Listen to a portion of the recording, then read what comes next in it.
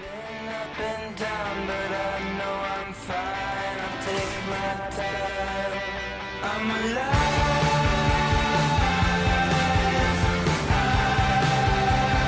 I've been justified.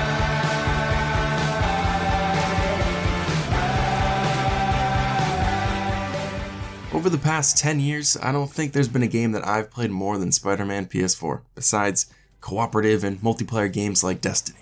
Ooh, Destiny. If you guys have been following my channel for a while, you know that I am a sucker for most of Sony's big exclusives. Excluding Days Gone, which I tried to play several times and just could never get into it, don't hurt me, and maybe The Last of Us Part 2 now. Who knows? Coming from someone who loves single-player games and is a big fan of Rocksteady's Arkham franchise, Spider-Man was at the top of my list when I first saw it revealed. However, the impact that the game would have on my life personally, and just the sheer amount of hours I would clock into it was something I wasn't expecting. From a very critical lens, Spider-Man PS4 isn't some masterclass of storytelling and technological advancement. But everything Spider-Man PS4 sought to do was executed extremely well. And while I don't think it will be picked apart for years to come like the original BioShock or Uncharted 2, it does bring out something to the table that is worth mentioning. There are 3 key elements in Spider-Man PS4 that make it better than a majority of modern open-world games. And I would argue that the lack of these elements correlates with the surplus of uninspired games that we see today.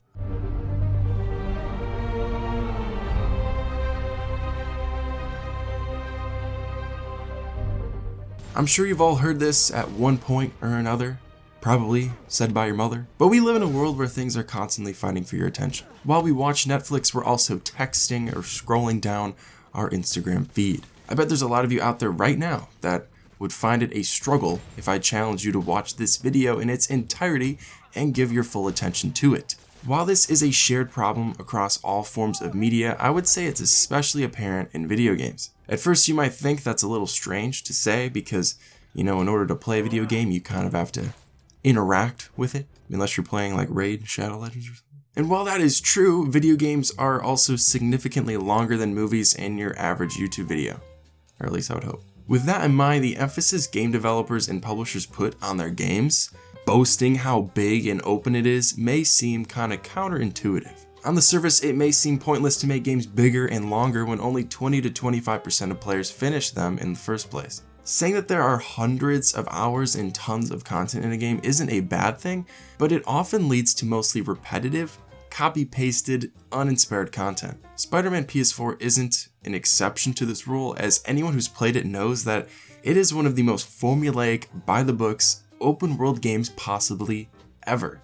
It doesn't even try to shy away from the Ubisoft format involving hundreds of map icons and surveillance towers scattered everywhere. But yet it still manages to work so well, and significantly better than many games trying to camouflage this outdated formula. This is because unlike so many others, Spider-Man PS4 gives its players incentive, rewards, and satisfaction. If someone told me to physically go and run 2 miles to the store for them, I don't think I'd be very inclined to do that. If someone told me to go and physically run 2 miles to the store for $5, then the jog seems slightly more appealing.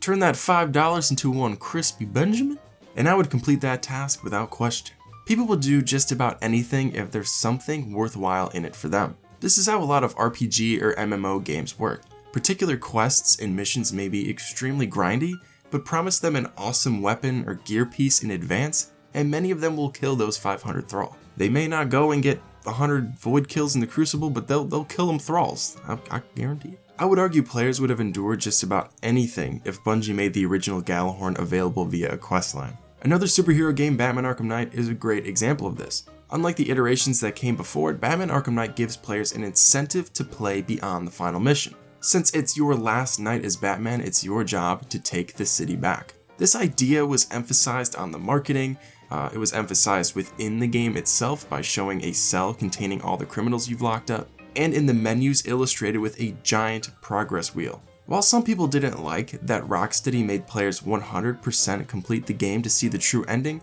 I thought it naturally fit the story quite well. Narratively speaking, it would have been weird to have Batman hang up the cowl while the Riddler is still out there. Not only that, but it gave me a clear motive to complete the game. When you have something rewarding to work for, doing the monotonous tasks is a lot more doable. The same can be said about Spider-Man PS4, as just about everything you do in the open world has a purpose for being there. The collectibles are interesting and help you learn more about Peter, side quests often lead to added backstory or satisfying extra boss battles, and completing various activities unlocks new suits which grant the player powerful abilities that spice up the way you play. The main campaign and its various storylines involving Mr. Lee, Dr. Octavius, and MJ are all well fleshed out. The game sets up Peter's relationships with these side characters and makes you care about them. You want to see if Peter and MJ will make up, you want to know why Martin is acting so evil, and you want to save Dr. Octavius before he loses his mind. Spider-Man PS4 doesn't have some groundbreaking nuanced story, but the story within the game is engrossing and just an all-around great Spider-Man story. But the incentive to keep playing doesn't end with the campaign, as unlike in many other games,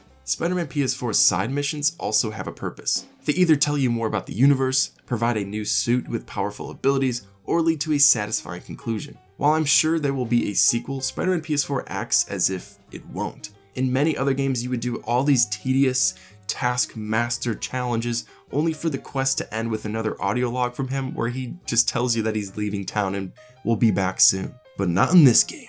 Unlike so many other, Spider-Man PS4 never makes you feel like your time is being wasted, and when you complete a particular activity, it never makes you feel unsatisfied.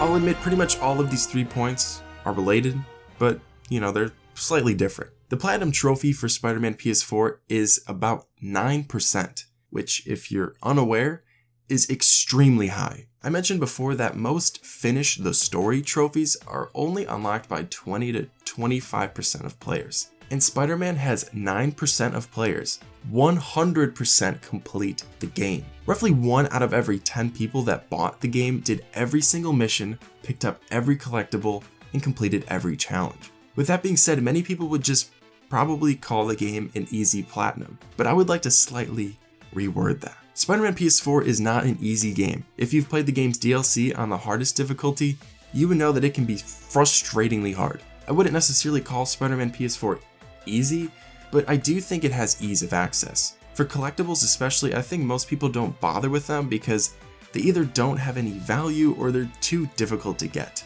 I love both Uncharted and Batman Arkham, but Uncharted's treasures are completely pointless to grab unless you're a trophy hunter like me. And many of Arkham's Riddler trophies aren't difficult, they just require a particular gadget to get. And a gadget that you probably don't have yet, so the game makes you cycle back to that location once you have the glue grenade or whatever. I'm not hating on Riddler trophies or anything like that, but Spider-Man's high completion rating is partially due to the fact that its collectibles and missions are incredibly easy to access. Once you hack the radio tower for a certain district, all you have to do is press R3 and you'll be shown the locations of all the backpacks, landmarks, pigeons, etc. Spider-Man can take pictures mid-flight, he can listen to JJJ's radio broadcast while swinging around the city. The man can just multitask very well. The game moves at such a fast pace that at no point do you ever have to enter into some building or separate part of the map and traverse through loading screens to go and grab collectibles. Spider-Man PS4 gives players a feeling of, since I'm here, I might as well, a lot. I'm sure I'm not the only one who has gone slightly off the beaten path to the main mission to grab a backpack or take a picture. Not only are doing these things essential to leveling up, getting more suit powers, and learning more about the Spider-Verse, but the means of accessing them never felt like a hassle like they do in so many other games. Spider-Man PS4 has a crap ton of content spread out across its New York City map, from all of the crimes and the collectibles and the enemy hideouts, but it never makes accessing that content harder or longer than it needs to be. In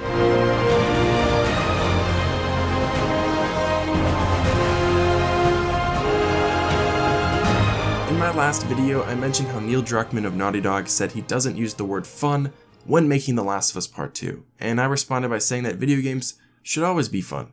I think Spider-Man PS4 is a game that places fun above all else, and it succeeds. It doesn't try to do anything other than being fun. The story, the side missions, the collectibles, the quests, even little puzzle mini-games are fun. And those things in games are almost always a hassle. When you sit down to play Spider-Man PS4, you know that you can just immerse yourself into the world of Spider-Man and forget about the problems and stresses that come with reality. And I think that's what all entertainment should do. And that's not to say that the game and its story isn't relatable or emotional. The narrative strung between Peter and MJ wasn't only a fresh take on the characters as well as the case with a lot of the game's story, but it was something that I related to hardcore at the time when the game first came out, and it all involved some of the most natural writing I've seen in a video game. I remember falling away from playing video games for a significant period of time for some parts of college, only being able to play them for close to an hour tops without getting bored. When Spider-Man PS4 came out, I remember one Friday night I played for like 6 or 7 hours non-stop. I got to a certain point where I just didn't care.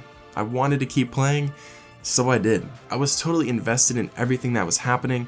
I was having so much fun swinging around the city and beating up bad guys while Peter says quippy one-liners. It was an experience that made me remember why I fell in love with video games in the first place. And it remains an experience that still means something to me a couple of years later. And it didn't need to have heavy-handed, serious, overt, social or political or whatever messages inside of it.